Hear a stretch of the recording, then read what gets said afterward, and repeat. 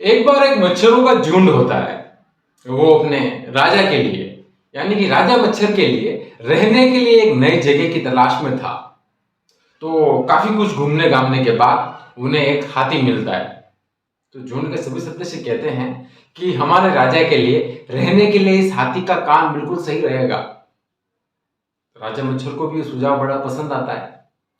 वो उस हाथी के कान में एंटर होने ही लगता है और सोचता है कि वैसे तो हम राजा है, लेकिन फिर भी बिना पूछे किसी के कान के अंदर नहीं जाना चाहिए। तो वो उस हाथी से कहता है कि सुनो हाथी, हम राजा मच्छर है और हमने रहने के लिए तुम्हारे कान को चुना है। तुम्हें खुद पर गर्व होना चाहिए। हाथी कोई जवाब नहीं देता है। मच्छर ऐसा एक दो बार और कहता है, लेकिन फिर भी हाथी कोई जवाब नहीं देता है। तो वो मच्छर उसके मौन को स्वीकृति मानकर उसके कान के अंदर चला जाता है और मच्छर लंबे टाइम तक उसके कान के अंदर रहता है। वहां पर उसका परिवार फलता है, फूलता है और फिर वो मच्छर वापस सोचता है कि अब मुझे रहने का जो स्थान है वो फिर से चेंज कर लेना चाहिए।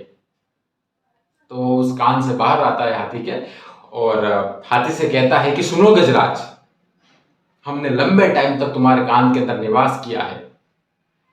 तुम्हें तो खुद पर बड़ा गर्व होगा।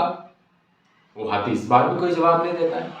मच्छर ऐसा तीन चार बार और कहता है, लेकिन फिर भी वो हाथी कोई जवाब नहीं देता है। तो अंत में वो मच्छर जोर से उस हाथी के कान के पास में जाकर चिल्लाता है। फिर वो हाथी मुड़ता है और मच्छर से कहता है कि सुनो महाशय, आप कौन हैं? आप कब आए?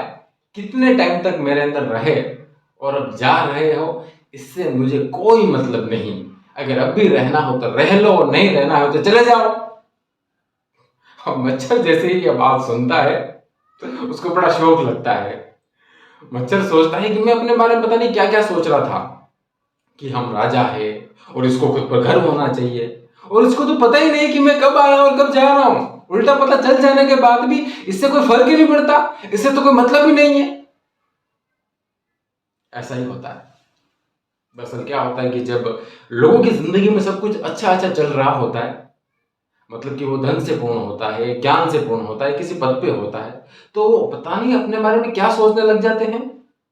अपने बारे में सोचते जो तो ठीक है, लेकिन फिर सोचते हैं कि ये दुनिया मेरे बारे में क्या सोच रही होगी, ये लोग मेरे बारे में क्या सोच रहे होंगे। अच्छा सोच रहे होंगे, बुरा सोच रहे होंगे, लेकिन सोच जरूर रहे होंगे। अरे भाई, कोई कुछ नहीं सोच रहा। आप हो कौन जो आपके बारे में सोचे?